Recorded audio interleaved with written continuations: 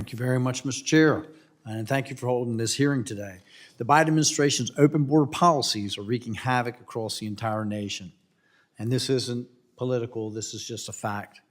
This is especially evident by the surge in addiction and crime in Montana's reservations fueled by cartel activities. I want to thank our Montana-based witnesses for this panel and coming forward to share their insights and firsthand experiences regarding this alarming trend. The continuing cycle of addiction, crime, and loss of life in Indian country must be halted. And I hope that this hearing will force this administration to protect our nation and work with our tribes to repel these dangerous cartels and their impact. Moreover, I hope the fact we're having yet another hearing on this issue of vital importance will serve as a much-needed wake-up call to my colleagues across the aisle, helping them to recognize the unconscionable effects of President Biden's open border policies. These policies have impacted not only border communities, but the entire nation. Mr. LeCount, how many agents do you currently have working in Montana?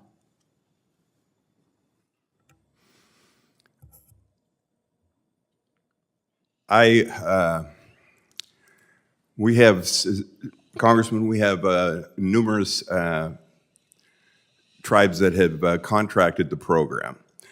Fort Peck, Fort Belknap, Blackfeet.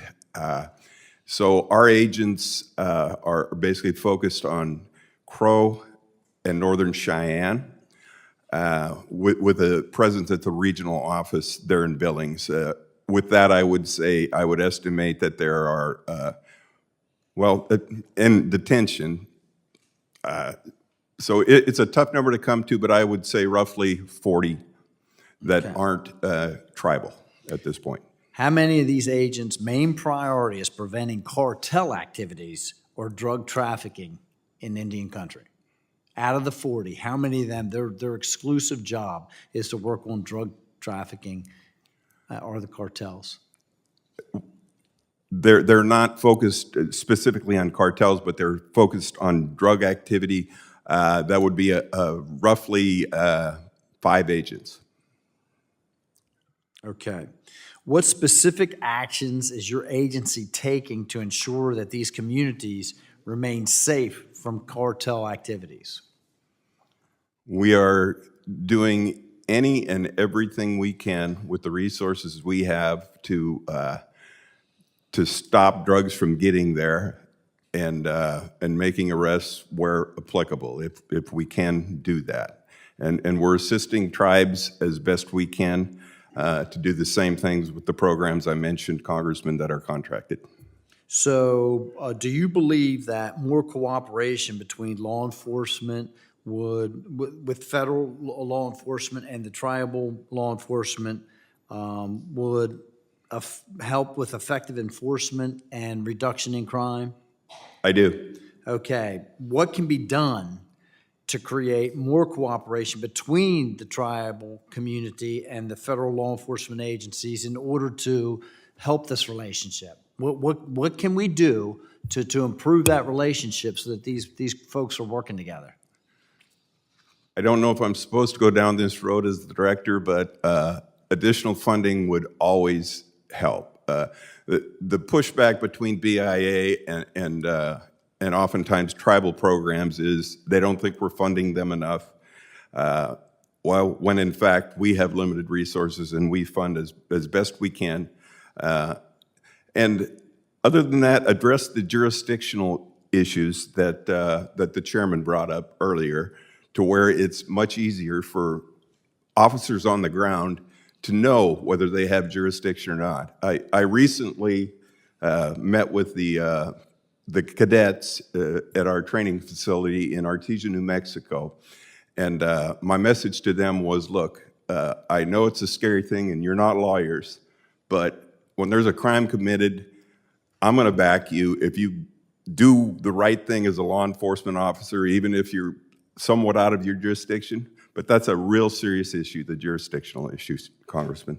So couldn't we help resolve some of these jurisdictional issues by, again, having some kind of better, closer cooperation between the federal agencies and the tribal agencies so that they're communicating well? Absolutely. And that doesn't cost money. That takes time. That takes commitment. That's not about money. And if there's any agreements that need to be put in place, that's the kinds of things that we need to be talking about. Mr. Chair, I see my time has expired. I yield back. Ms. Zinn, thank you for attending today, Mr. Baruch and Mr. Norris.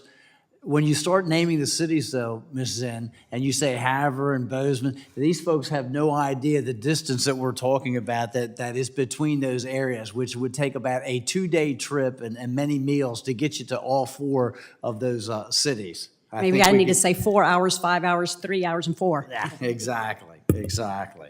Mr. Roberge, I'm going to start with you. There's concern regarding cartel associates forming close relationships with indigenous women on the reservations to establish themselves within the communities. Is your community taking any steps to ensure that your community members don't fall into these traps with the cartel members, that they're educated of what's going on? We try to put some education out there, and then, social media and movies and TV, people see this all the time, but short of violating civil rights, we can't really tell them who to be with or, they do a pretty good job. We all look the same. They blend in well. It's pretty tough to tell. Okay. Have you noticed or experienced any of your tribal members protecting cartel members when federal agents do come to investigate? And if you do you think that's out of fear for retribution from the cartels, or is it out of financial incentive because they're actually benefiting from having these relationships?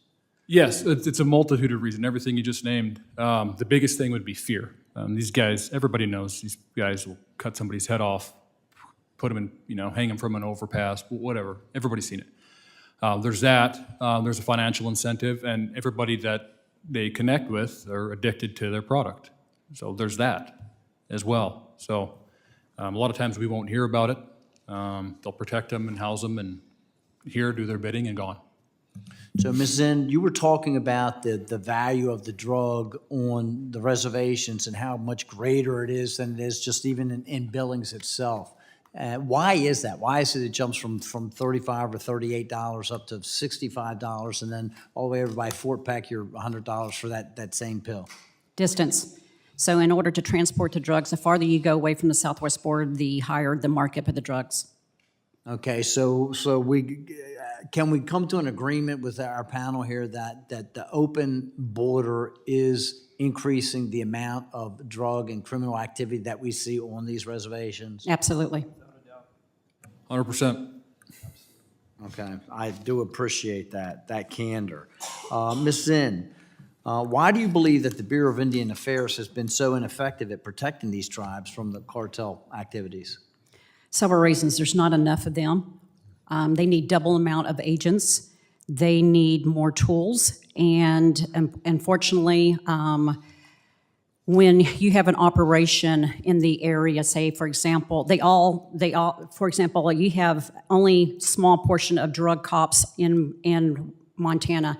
If the state of Washington is doing an actual operation, all those agents are shifted over to travel to the other state, and then they're shifted over to another state. Then they come back to Montana. So let me ask one more thing before I run out of time here. I asked Mr. LeCount the same question on the last panel, but I've been to other states where the reservations and the tribes had really strong agreements with the federal law enforcement and the local law enforcement so that they could actually work together. What do you think could be done to strengthen agreements or even get some agreements in place with the tribes in Montana to make sure that we can have that collaboration? The tribal council has to have the MOU in place, but because they overturn every 4 years, a lot of times they don't honor the MOU that is in place. It's building relationships. By the time the people start trusting each other, then time has passed and they're elected out of office. That is the problem with the local law enforcement, the DCI, and the tribe itself. FBI and DEA and BIA have full range to go on the reservations, but we just have a lack of law enforcement. Okay. All right, thank you very much. Thank you all for joining us here today. Mr. Chair, I yield back.